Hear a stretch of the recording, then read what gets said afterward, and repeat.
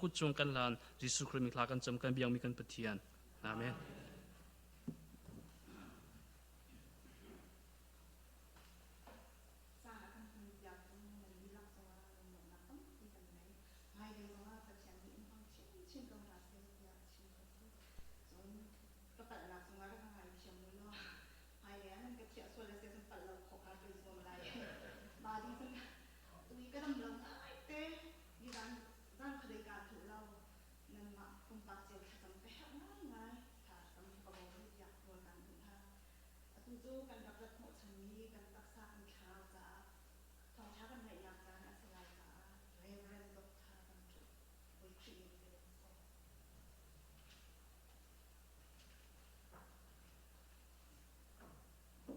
Hallelujah.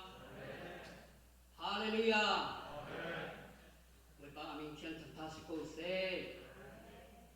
Kiatik in Amaro, 2 weeks in one month, eating Kama Solusi, Turo, and Nilo, Piaton, Majo, da Toroja, Letachima, you get a ching sign, no? And we did it, Kama, even I'm not Yosia Lake on the Pirma, one Yosia Lake on the Pirma, the other deal, no, Young is in Nemo. When you go see you, Longwa, Matin Mamado, Lopiori, Mama, Babylone, you thought Doka, singing Chine,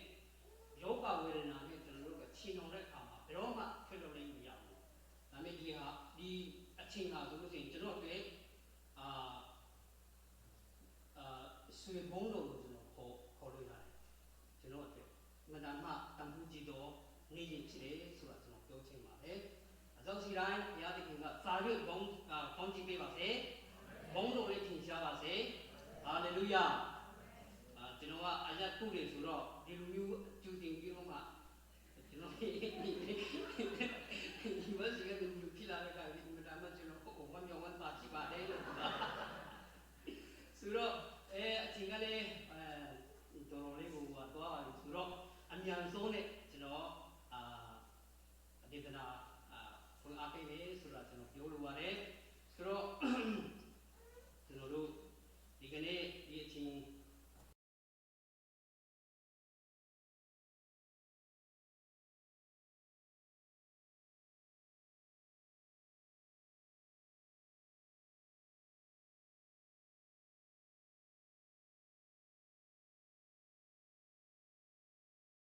ngalih milih cipu song surat oh, no jenuh le aku cing mah cipu boleh cing lo, suro apa?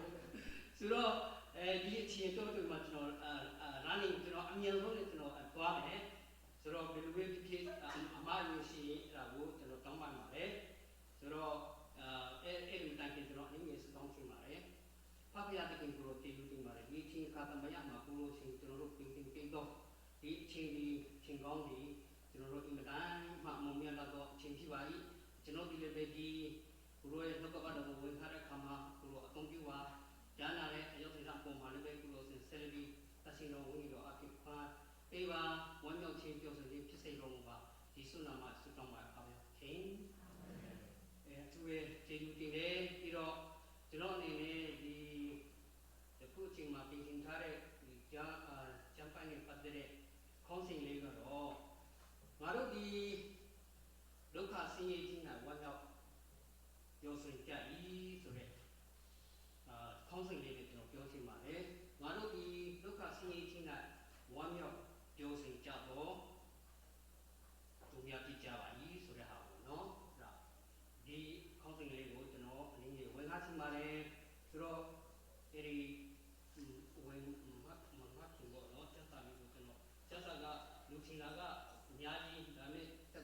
책에 바로네 로마 오와라 간지 나 띵에 힘에 밤에 그러면 동네가 쇼킹 파티가 다음에 자 피아니로마 파티아바로 이로 성관에 피아니 비로면 들어오네 피아니 밤에 주로 이니하고 들어오는 양사 대비수인 파티아오네 Trong ngaro di nông chi chi si về trong mặt nhà tôi giáo viên ngaro thực hiện Giêsu Christ áp chỉ giá thực hiện sẽ đồng hành những cái chính của khán giả trả ý thâu chế yếu đồ của khán giả giá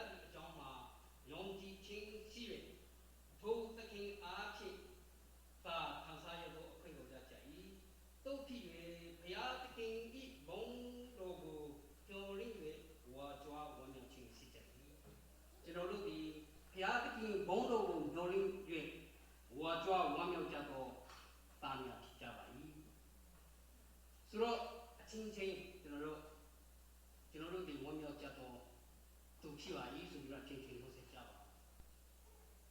ချင်းကျွန်တော်တို့ဒီဝမ်းမြောက်ကြတော့ဒီပါ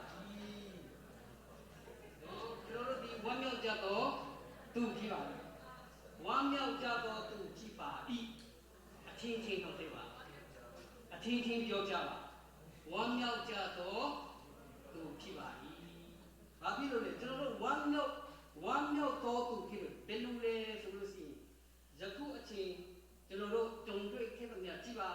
ဆင်းရဲခြင်းဒုက္ခအမျိုးမျိုးနော်ပြဿနာအမျိုးမျိုးယောဂဝေဒနာအမျိုးမျိုးတွေကအသိရှင်တော့သာသမီများဖြစ်တယ်ဖျားရဲ့သားများဖြစ်တယ်ဆိုတော့ဖျားသခင်ကကျွန်တော်တို့ကို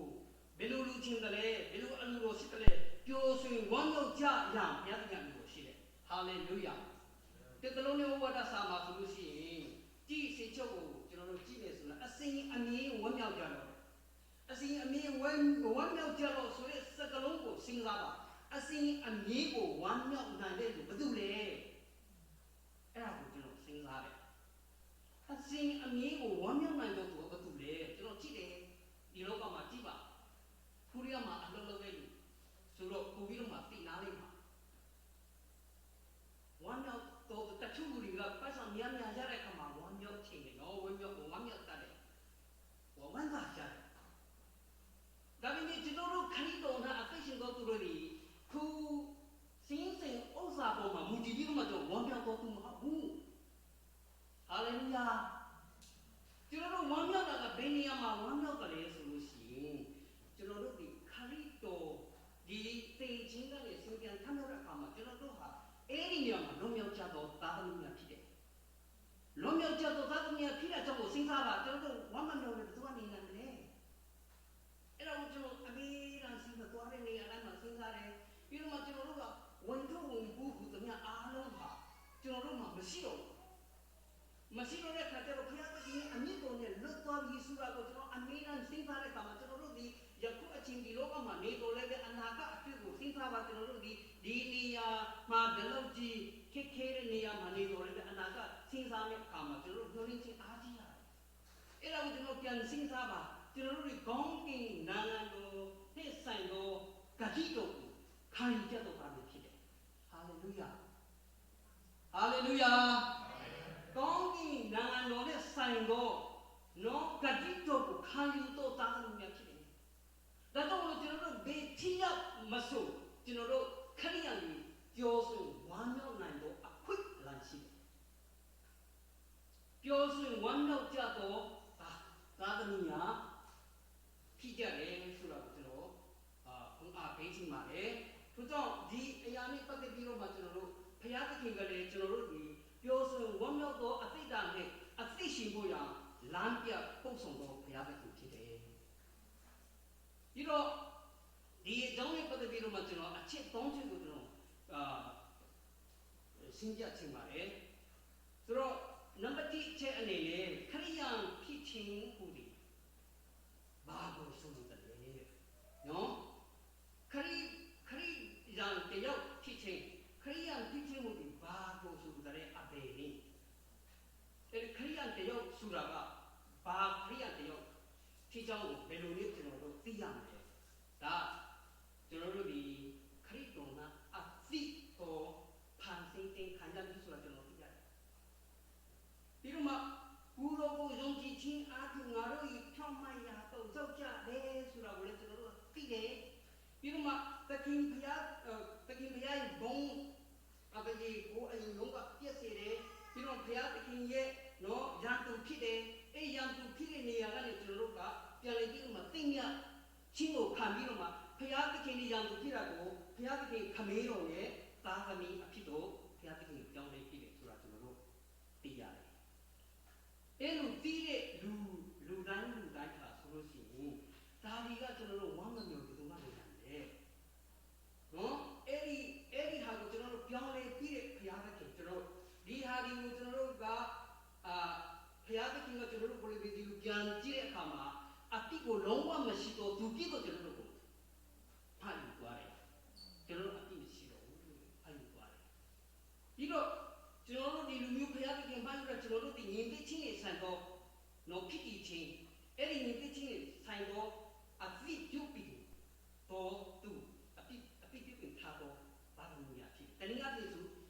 မယ်ဆိုလို့ရှိရင်ခရစ်တော်၌အတိမွေးဖွားခြင်းလို့ကျွန်တော်တို့ပြောရင်မှာပါဟိုအဲ့ဒါအဓိကဘာဖြစ်လို့လဲဆိုရင်ရောမဩဝါဒအခန်းကြီး9စိတ်ခုမှာကြည့်နေဆိုလို့ရှိရင်လူငယ်ဒီကားတဲ့ခရစ်တော်၌ရှိနေရင်အတိပြုပြင်သောကရဝဖြစ်ဟောသောအရာတို့ဒီဟောသောအရာတို့ဒီကိုယ်ပြောရဲတဲ့နော်ခတ်သိမ်းသောအရာတို့ဒီအဖြစ်ဖြစ်ကြတယ်ဆိုတော့အဲ့ဒီအချိန်မှာဆိုလို့ရှိရင်မွေးဖွားတဲ့အချိန်ခရစ်တော်၌မွေးဖွားတဲ့သူရန်ဟာကျွန်တော်တို့မွေးဖွားသူတိုင်းဟာကျွန်တော်တို့မတူညီဘူးဘာလဲပုံစံချင်းတရံချင်းလည်းမတူဘူးဘာလို့ကျွန်တော်မွေးဖွားတဲ့အချိန်ကဆိုလို့ရှိရင်ပြောမယ်ဆိုရင်အတိအကျသိတယ်မိနစ်ပိုင်းနဲ့လည်းသိတယ်နာရီပိုင်းနဲ့လည်းသိတယ်နေ့ရက်နဲ့လည်းသိတယ်ဒါပေမဲ့ကျွန်တော်မွေးဖွားတဲ့နေ့မိခင်ကမွေးဖွားတဲ့နေ့ရာတိမွေးဖွားတဲ့နေ့ကကျွန်တော်မသိဘူးအဖေကြီးလည်းမသိဘူးစားတော့တဲ့ဆိုတော့တော့တာစားတော့မှသိခံတယ်နော်သူကအဖေကြီးကဟိုဗါတယ်လေးတန်းတော့တင်ထားတယ်ပညာတတ်တဲ့ပြောမယ်ဆိုကျွန်တော်အဖေကြီးကဆိုလို့ရှိရင်တော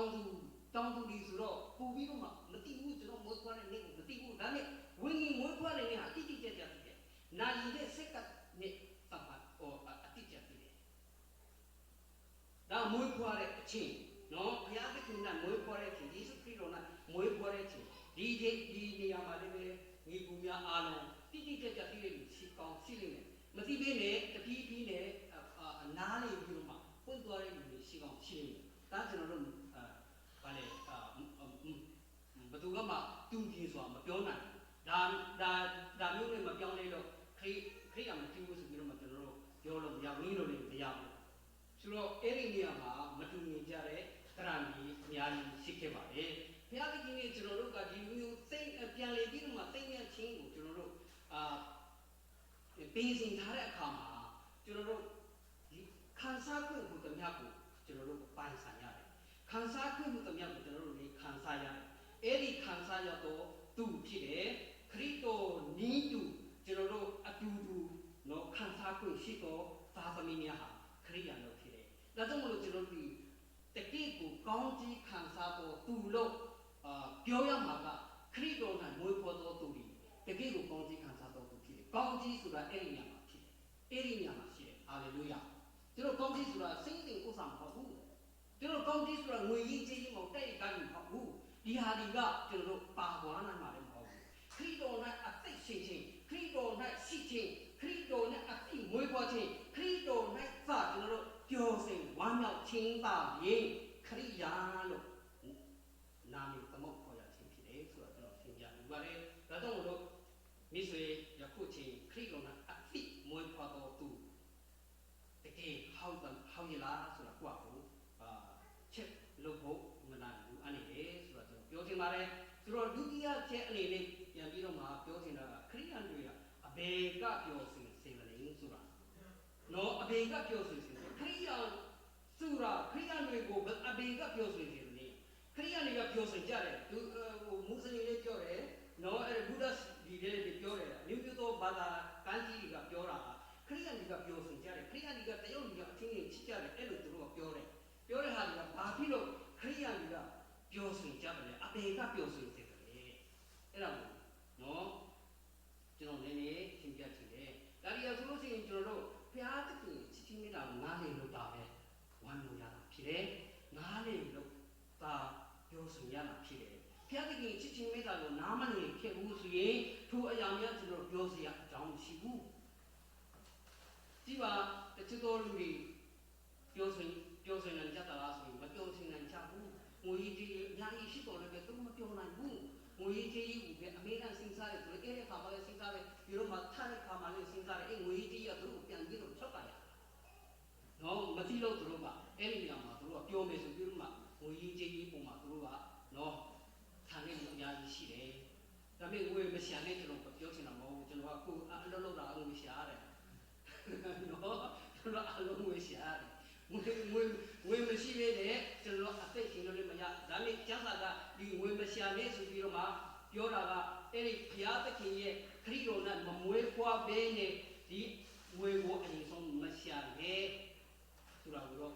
ကျမ်းစာအပြည့်ကိုပြထားတယ်ကျွန်တော်တို့အရင်ဆုံးဆရာရမှာက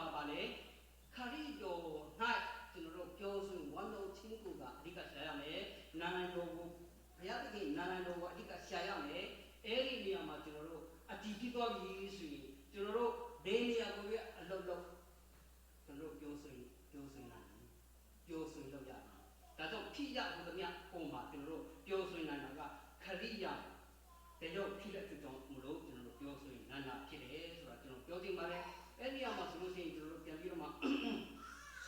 ှပြောချင်တာကဘာလဲဆိုလို့ရှိရင်ကျွန်တော်တို့ဒီဟာတွေကဘာဖြစ်လို့ဒီလိုမျိုးကိုပြောဆိုနေတယ်တန်ရှင်တို့ဝိညာဉ်တော်ကကျွန်တော်တို့ကိုချစ်ချင်းမေတ္တာကိုဒီသွင်းအောင်ခါအဲ့ဒီတန်ရှင်တို့ဝိညာဉ်တော်ချစ်ချင်းမေတ္တာကိုသွင်းအောင်တဲ့ခါမှာကျွေးဖို့ဆိုကျွန်တော်တို့ခံစားပြီးတော့မှကျွန်တော်နေဆန်းဆိုကြီးထွားလာတဲ့အခါမှာပို့ပြီးတော့မှအမှုတော်နဲ့ပါဝင်ဖို့ရလည်းပဲကျွန်တော်တို့စိတ်ကနိုင်ရအဖြစ်ကိုလည်းပဲကျွေးဖို့ဆိုဘုရားသခင်ကျေးဇူးတော်ကိုခံစားရတာဖြစ်တယ်အဲ့ဒီကျွေးဖို့ဆိုကျေးဇူးတော်ကိုခံစားတဲ့ခါမှာအခုညီကူကတက်တေခံနဲ့တာကြီးလို့သွားတာအခုကျွန်တော်အလုပ်လုပ်တဲ့နေရာမှာလည်းတာကြီးလို့နဲ့အလုပ်လုပ်တာအဲ့ဒီသူတို့ကဘယ်လိုလဲဆိုလို့ရှိရင်သူအလုပ်လုပ်တဲ့နေရာမှာသူလူကိုလည်းပဲဒီအနေနဲ့လွတ်ကြလာပြီဆိုရင်သူတို့ကမကူညီချင်ဘူးအမှပြောပေးဆိုရင်ညကူညီချင်စလည်းမရှိဘူးအဲ့လိုမျိုးဖြစ်ကြတာဆိုတော့ပြောချင်တာကဘာလဲဆိုလို့ရှိရင်ဒီလိုမျိုးနော်တကိကိုဖျားမကြည့်တဲ့လူတွေကျက်စိမှာတေမင်းအရာကိုသူတို့အသိတော်လေးဘာဖြစ်လို့အဲ့လိုပွားနိုင်တယ်ဖျားတကိချစ်ချင်းလေးကကိုကြွေဖို့ဆိုသူတို့အပေါ်ခံစားလို့အဲ့ဒီနေရာခံစားတဲ့ခါမှာအဲ့ဒီခါကသူတို့ကိုမန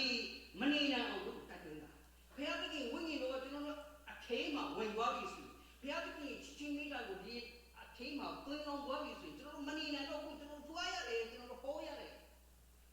်ဒါတွေကဘသူကလောက်တယ်အထဲကလူကလောက်တာဟာလေလုယာအဲ့ဒါကြောင့်မလို့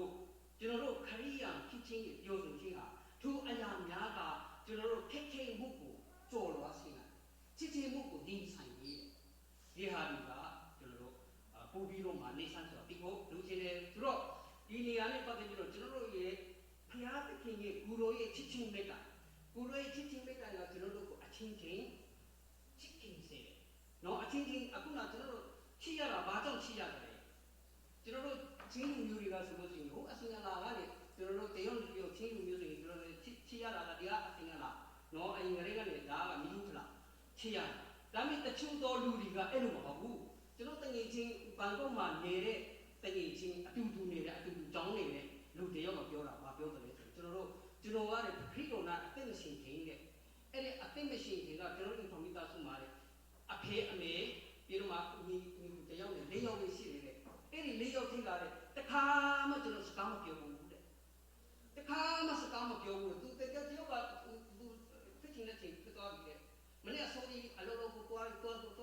းညနေလေးဘသူကအင်ကိုဝင်တယ်ဘသူကစားတယ်ကျွန်တော်တို့မသိဘူးတဲ့ဒီလိုပဲနေရတယ်ပြီးတော့မှအဲ့ဒီချစ်ချင်းမေတ္တာဆိုတာပြီးလုံးဝမသိဘူးဝင်ရချစ်ချင်းမေတ္တာကိုဝင်ရတယ်ဆိုတာတခါမှရှိဘူးအဲ့လိုမျိုးနေတဲ့ခါကျတော့အဖေလေးမသိဘူးတဲ့သားလေးမသိဘူးတဲ့အမေလေးမသိဘူးတဲ့အဲ့လိုမျိုးကျွန်တော်တို့အားလုံးနေကြတယ်ဒါပေမဲ့ခရစ်တော်ကိုလက်ခံယုံကြည်လာတဲ့အခါမှာတဲ့အားလုံးအခုအချိန်ထိကျွန်တော်တို့မိသားစုမှာပြောဆိုလာပြီဝမ်းမြောက်လာပြီအချင်းချင်းတယောက်နဲ့တယောက်နဲ့ချစ်ချင်းမေတ္တာဝင်ရလာတဲ့အခါမှာချစ်ချင်းမေတ္တာကိုနားလည်လာတဲ့အခါမှာကျွန်တော်တို့အင်ဆောင်မိသားစုကတလုံးမှအပြင်ထွက်ပြီးတော့မှသမင်းစားဖို့ကျွန်တော်တို့အဲ့ဒါကျွန်တော်ခုမသေးချင်တော့ဘူးတဲ့အားလုံးစုံစုံညီညီနဲ့သမင်းစားတယ်ဝိုင်းပြီးတော့မှဝမ်းဖွဲ့ပြီးတော့မှသမင်းစားပြောဆိုကြတယ်အဲ့ဒါဖြစ်ကောင်းတဲ့အရာတစ်ခုမှမရှိတော့ဘူးတဲ့ဒါကြောင့်မလို့အခုကျွန်တော်လည်းဒီနေရာကိုရောက်လာတာဘုရားကျမ်းစာတော်ကိုသိနိုင်တယ်ဆိုပြီးတော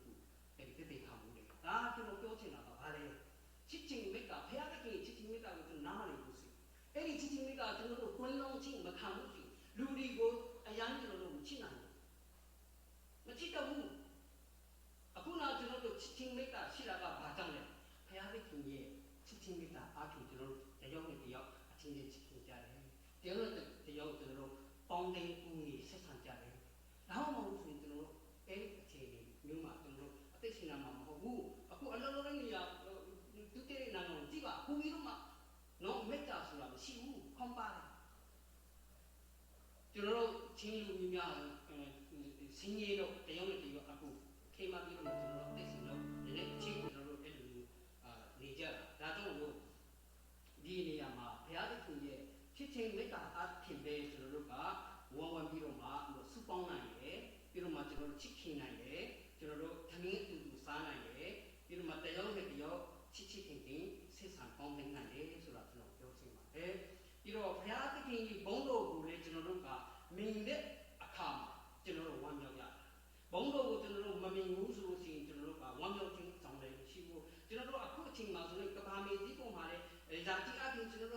ရှင်တွေဒါနဲ့ဝိညာဉ်ရေးရာအပြင်ဆိုကြည့်မယ်ဆိုလို့ရှိရင်ကျွန်တော်တို့ဒီခရစ်တော်နဲ့အတူနေရာပေးတော်သူများဖြစ်တယ်ခရစ်တော်နဲ့အတူဘုရားသခင်လက်ရတော်ပေးနိုင်နေရာပေးတော်စူးစမ်းရတော်အခွင့်ကိုရတော်သားသမီးများဖြစ်တယ်ဟာလေလုယာကျွန်တော်တို့ဓလောက်ကြီးကိုအခွင့်ကောင်းရတော်သားသမီးများဒါဒီကိုစဉ်းစားတဲ့အခါမှာကျွန်တော်မပြောဆိုနေတယ်ဘယ်သူကနေနိုင်လဲကျွန်တော်တို့ဝန်ကြီးတဲ့အခါမှာကျွန်တော်တို့အမျိုးမျိုးကိုတော့အဲ့ဒီစိတ်ထဲကခံစားလာတဲ့အခါမှာအဲ့ဒီဘုရားသခင်ရဲ့ခံစားခွင့်ပေးတော့အရာကိုစဉ်းစားပါကောင်းကင်နိုင်ငံကိုရအခွင့်တော်ကိုပေးတော့ဂတိတော်ခံစားရတော့အခွင့်ကိုစဉ်းစားပါပြီးတော့မှဘုရားသခင်ရဲ့နော်ပေးထားတော့နေရာကိုစဉ်းစားပါကျွန်တော်တို့လူမဟုတ်ဘူးလူမဟုတ်ဘူးတကယ်ကြီးများသောဗလိသားသမီးဖြစ်ကြတယ်ဟာလေလုယာကောင်းကင်နိုင်ငံနဲ့ဆန်တော်သားများဖြစ်တယ်ကျွန်တော်တို့ဒီကောင်းကင်သားများဖြစ်ကြ၏ဆိုပြီးတရားနဲ့တရားပြောကြပါဦးကျွန်တော်တို့ဒီကောင်းကင်နိုင်ငံသားများဖြစ်ကြပါ၏ကျွန်တော်တို့ဒီကောင်းကင်နိုင်ငံသားများဖြစ်ကြပါ၏ကျွန်တော်တို့ဒီကောင်းကင်နိုင်ငံသားများဖြစ်ကြပါ၏ဟာလေလုယာဒါကောင်းကင်နိုင်ငံသားများဖြစ်ကြပါ၏ဟုဆုချင်းအားဖြင့်လည်းနိမှာကျွန်တော်တို့မှာနော်စာတန်ရဲ့နှုတ်ဆက်ခြင်းဆိုတာသိပြီးတော့မှဝဲသွားပြီဟာလေလုယာဘာဖြစ်လို့လဲကောင်းကင်နိုင်ငံနဲ့ပဲဆိုင်တယ်ကျွန်တော်အဲ့ဒီလောကနဲ့မဆိုင်ဘူးဆိုတာကိုများများပြောပါစာတန်ကတော့ဆောင်ဝဲသွားမှာပဲဒါဟာအမှန်ပဲဘာဖြစ်လို့လဲဝန်ကန်ခြင်းဆိုတာအမှန်တရားကြီးတယ်ဝန်မခံနိုင်ဘူးဆိုလို့ရှိရင်အဲ့ဒါကဘယ်တော့မှမိမိအပေါ်မှာခံစားရမယ်ဆိုတာမရှိနိုင်ဘူးများများဝန်ခံလိုက်များခံစားရမယ်ဟာလေလုယာဒါကျွန်တော်တို့ရဲ့အခွင့်အရေးဒါကြောင့်ဘုရားသခင်ကခရစ်တော်ပေးထားသောအခွင့်အရေးကိုကျွန်တော်တို့ဒီခံစားရသောအခွင့်ရှိတယ်ဆိုတာကိုမမေ့ပါနဲ့အဲ့ဒါကိုစဉ်းစားပါကျွန်တော်တို့ဝမ်းမမျောလဲဘယ်သူကနေနိုင်လဲအနာဂတ်အဖြစ်ကိုလည်းပြန်ပြီးတော့မစဉ်းစားပါကျွန်တော်တို့ရဲ့အနာဂတ်အတွင်းမှာဘယ်နေရာမှာထိုင်ရမလဲဘယ်နေရာမှာရှိရမလဲဘုံတို့ဘယ်လူမျိုးမှာကျွန်တော်ခံစားမလဲစဉ်းစားပါမပြောဆိုရင်ဘယ်သူကနေနိုင်လဲပြီးတော့ကျွန်တော်တို့ရဲ့လိုရင်းချင်းကိုလည်းပြည့်စုံလာနေကိုလည်းကျွန်တော်တို့ကပြီးတဲ့အဖြစ်တော့ပြောဆိုရတာဖြစ်ကျွန်တော်တို့ရဲ့မျိုးရင်းချင်းကပြည့်စုံလာနေဆိုတာပြီးတော့မှကျွန်တော်တို့တကယ်လို့များဖြားလာတဲ့ခါမှလည်းကျွန်တော်ဘုရားသခင်ကကျမ်းစာချင်းကိုပေးမယ်ဆိုတာလေကျွန်တော်တို့ကမျိုးရင်းချင်းရှိတယ်ဘုရားသခင်ကပေးတယ်အဲ့ဒီနေရာမှာလည်းကျွန်တော်တို့ဘုရားသခင်ပေးတဲ့အတိုင်းကျွန်တော်တို့ကျမ်းမာလာတယ်ဘုရားသခင်ပြန်ပြီးချင်းဝင်လာတယ်ဟာလေလုယာ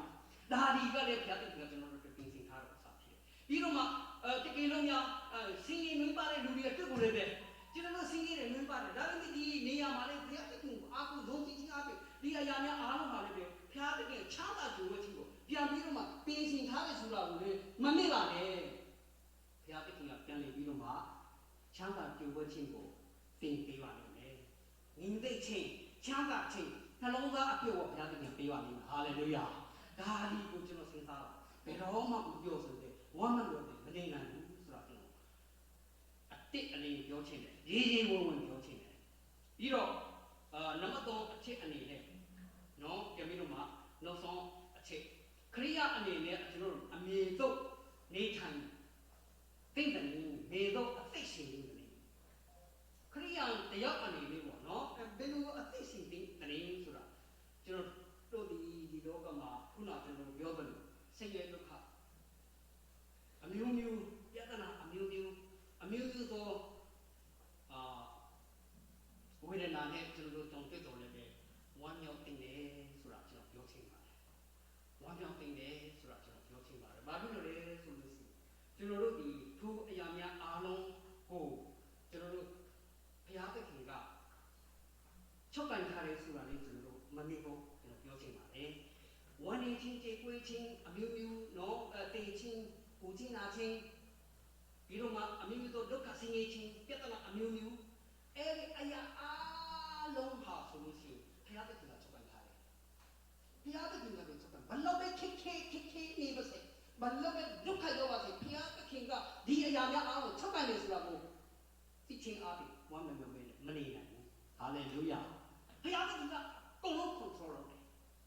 ဒါကြောင့်မလို့ဒီအရာများအားလုံးကိုကျွန်တော်တို့ဘယ်လိုပဲတင်းကြပ်ခံရတဲ့ခံနိုင်ရှိဖို့ကဘုရားသခင်ကလည်းပဲသိကိုပြန်လည်ပြီးတော့မှခွန်အားပေးပါလိမ့်မယ်ဟာလေလုယာဘုရားသခင်က သူ့ရဲ့နှုတ်ကပတ်တော်အဖြစ်လည်းခွန်အားပေးလာနေတယ်သူ့ရဲ့ဉာဏ်နဲ့အဖြစ်လည်းခွန်အားပေးလာနေတယ်ထိုအရာများကိုကျွန်တော်တို့သိဖို့တတိရှိစွာဘုရားသခင်ကိုယုံကြည်ပူဇော်ကြပါဆိုတာကျွန်တော်ပြန်ပြီးတော့မှပြောချင်ပါတယ်ဆိုတော့ဒီနေရာနဲ့ပတ်သက်ပြီးတော့မှကျွန်တော်တို့ကျမ်းစာကဘယ်လိုပြန်ပြီးတော့မှဖော်ပြထားတယ်လဲဆိုလို့ရှိရင်ရို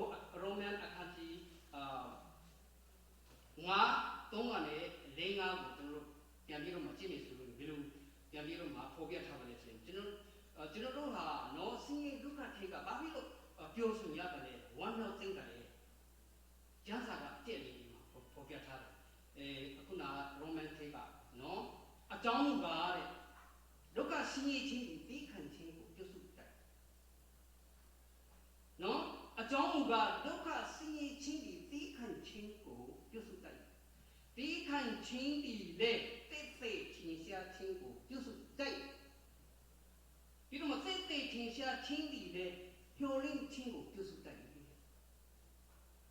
သူမျောလင့်ခြင်းကစိတ်ကြောက်ခြင်းရှိဘူးလို့ပဲကျမ်းစာပေါ်ပြထားတယ်ဟာလေလုယာသူတို့ဘာဖြစ်လို့လဲဒီနေရာပြန်ပြီးတော့မှကြည့်တဲ့အခါမှာမျော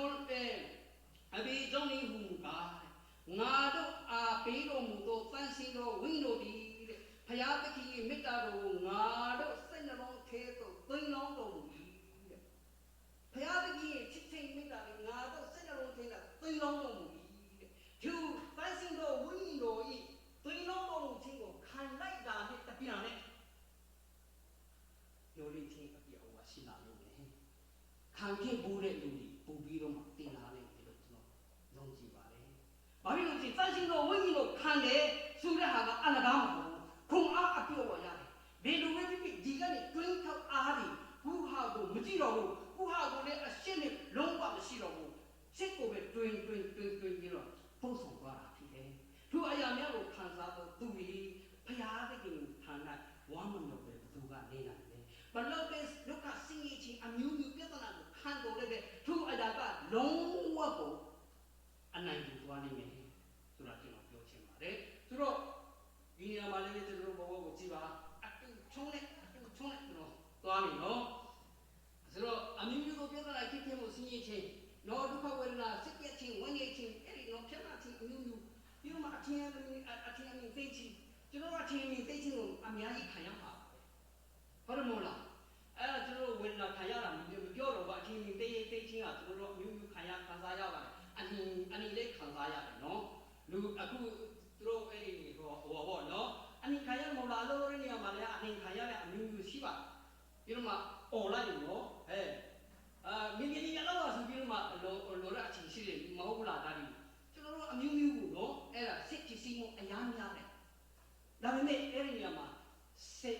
တူဆိုတာနဲ့မတုံ့ပြန်ဖို့ကျွန်တော်ကြွားပေးခြင်းစစ်တူဆိုတာနဲ့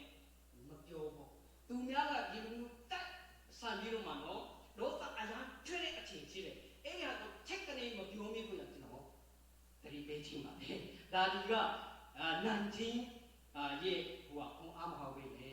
အဆုံးရဲ့ခွန်အားဖြစ်ပါလိမ့်မယ်လို့ကျွန်တော်ပြောချင်ပါတယ်ဒါကြောင့်လည်းချက်ချင်းမတုံ့ပြန်ဖို့ဒီမှာမှသင်ထားကြပါကျွန်တော်တို့ဘာဖြစ်လို့လဲကျွန်တော်တို့ကအခုနကျွန်တော်တို့ပြောပြီးလူစုမဟုတ်ဘူးလေဟာလေလုယာကျွန်တော်တို့လူစုမဟုတ်ဘူးဖခင်ရဲ့သာသမီများဖြစ်တဲ့ယခုအချိန်ကဒီလိုအန်တင်ခံတော်လည်းပဲကောင်းကင်မှာအန်တင်ခံလို့မရဘူးသူတို့ကပြန်ပြီးတော့ကျွန်တော်တို့အန်တင်ခံရအောင်မှဖြစ်တယ်ဆိုတဲ့အတွေ့ကြောင့်အဲ့ဒါကိုစဉ်းစားပြီးတော့မှနော်သူအရာများကိုလုံးဝစိတ်ကြီးမှာမထားပါနဲ့ဆိုတာကျွန်တော်ပြောချင်တာဖြစ်တယ်ဆိုတော့ကျွန်တော်တို့ဒီနေရာမှာဆိုလို့ရှိရင်မူရနေရာခံရတယ်ဘုန်းကြီးပူတာလည်းခံရတယ်အမျိုးမျိုးကိုဘဝဆိုတာဇုံးကအမျိုးမျိုးဇုံးကလည်းကြားထဲမှာစိတ်မတူဘူးဖို့ကျွန်တော်တိုက်တွန်းလိုပါတယ်ဒါကြောင့်ကျွန်တော်တို့ခုအားပေးချင်တာကပါလေအားတင်ထားပါဘယ်လိုပဲဖြစ်ဖြစ်အမျိုးမျိုးဒုက္ခဆင်းရဲခြင်းငူသွေးခြင်းအခုဆိုလို့ရှိရင်ကျွန်တော်မြန်မာပြည်ကအချိန်တော်တော်လေးဆိုးတဲ့ကတည်းကကျွန်တော်တို့မိသားစုကိုစိတ်ထားဘာလို့မလားစိတ်ကြီးမှာဒီကဘာရှိတယ်လဲမကြောက်ဘူးဒီမှာကျွန်တော်မိသားစုမှာတာသမီတွေမှာရှိတဲ့ခါကျတော့ဒီစိတ်ကြီးမှာပူပြီးတော့မှဖြစ်စီမှုများတယ်ဒါဒီဟာကဘုရားသခင်ကဒီမှာသွားမှာပါပဲဘုရားသခင်ရှိပါတယ် ဘုရားသခင်ကြီးကျွန်တော်တို့ရဲ့သူထင်ကောင်းဖြစ်တယ်ဆိုတာကိုအစိမ့်အမြင့်စဉ်းစားတဲ့အခါမှာကျွန်တော်ဝမ်းမြောက်ခြင်းကပူပြီးတော့မှအတိတ်တဖန်မွေးဖွားလာပါတယ်။ဒါကြောင့်မလို့ကျွန်တော်တို့ဒီအရာများအားလုံးသိချင်းနာချင်းဖြစ်ရင်လည်းပဲထိုအရာများအပေါ်မှာဝမ်းမြောက်ဖို့ဘုရားသခင်ကတော့တတ်သိထားပါတယ်။ဒါကြောင့်မလို့ကျွန်တော်တို့အခုချိန်ကကျွန်တော်တို့အမျိုးမျိုးနဲ့တောင်းခံရတဲ့အချိန်ဒါဒီကိုဘုရားသခင်ယေရှုကိုအမေတိုင်းရှေ့ဆုပ်ပြီးတော့မှစိတ်မှာထားပြီးတော့မှကျွန်တော်တို့ပြောဆိုဝမ်းမြောက်ကြဖို့ကျွန်တော်တက်သွင်းလိုပါတယ်။ယေရှုခရစ်၌ကဝမ်းမြောက်ခြင်းရှိပါ၏။ဘုရားသခင်ကျွန်တော်တို့ဝမ်းမြောက်ခြင်းဖြစ်တယ်။ခရစ်တော်၌ခန္ဓာကြီးရှိသောသရင်ကောင်းဖြစ်ကြပါစို့။ဟာလေလုယာ။ကျွန်တော်တလုံးလေးပြီးကောင်းဆိုလိုက်ပါတယ်။သောစီတိုင်းဘုရားသခင်ကောင်းချီးပေးပါစေ။